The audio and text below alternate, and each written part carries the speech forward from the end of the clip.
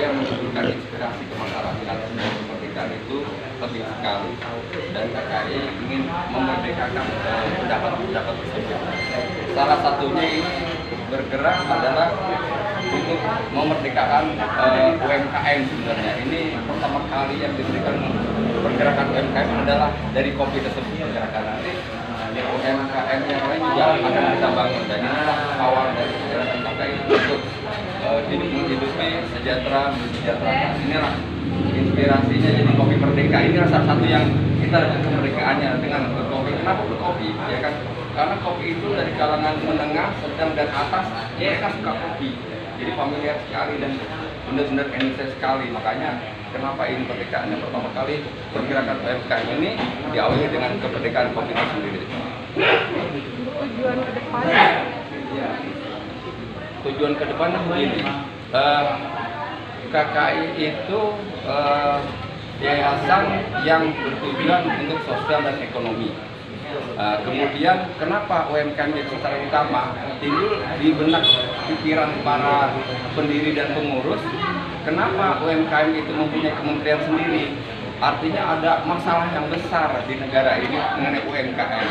Ada sesuatu hal yang menjadi fondasi perekonomian negara. Nah, disitulah kita fokus. Kenapa UMKM itu benar-benar menjadi harapan dan fokus pemerintah menangani tersebut. Makanya ada apa UMKM itu? Apakah selama ini pelaku UMKM itu sejahtera? Apakah kesejahteraan itu setelah melakukan UMKM itu peningkatan sejahteraannya ini berapa lama setelah orang melakukan kegiatan UMKM? Nah, pada saat sudah ada contoh bahwa UMKM itu setahun, 2 tahun, 3 tahun sudah kelihatan perubahan ekonomianya, maka secara tidak langsung mengajak masyarakat bahwa UMKM benar-benar merupakan solusi untuk meningkatkan perekonomian masyarakat. Intinya kesejahteraan. Iya, karena misi dan visi KKI itulah sejahtera mensejahterakan. Salah satunya adalah UMKM tersendiri, UMKM tersebut gitu. Artinya pelaku UMKM ini harus kita benahi. Kan masalah klasik adalah masalah modal, perizinan, ya kan, kemudian pemasaran, kemasan. Padahal bukan itu. Pelaku UMKM adalah sebenarnya mindset, ya kan, pola pikir pelaku UMKM tersebut. Itu yang perlu dibenahi dan orang tidak melihat ke arah sana. Artinya apa? Kalau pelaku UMKM itu bisa bergerak dan indikasinya bukan modal itu bukan hanya uang, bukan hanya pemasaran, gitu loh. Mereka, saya nggak punya uang nih, saya tidak punya modal nih, sehingga dia tidak bergerak. Nah, pola pikir itu kita rubah.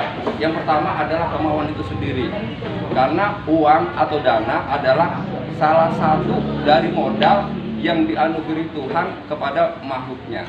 Kita punya kaki, kita punya mulut, kita punya fasilitas HP. Pergerakan semua itu adalah modal yang tidak disadari dan tidak disyukuri oleh masyarakat kita. Nah, inilah yang kita rubah.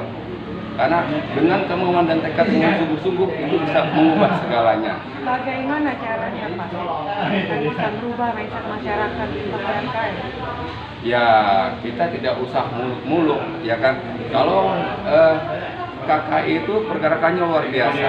Mereka tidak mengharapkan suatu muluk-muluk. Kalau dalam setahun ini KKI bisa bergerak di 24 provinsi lebih, kemudian hampir 200 kabupaten, masing-masing menyampaikan kanan kiri depan belakang aja itu sudah cukup. Tidak usah muluk-muluk, sudah ada yang memikirkan. Tapi KKI setiap hari terus bergerak dan bergerak terus supaya bisa mengubah pola pikirnya. Kalau istilah makan itu tidak perlu banyak, tapi sesuap-sesuap saja. Ya, jadi KKI terus bergerak dan bergerak terus.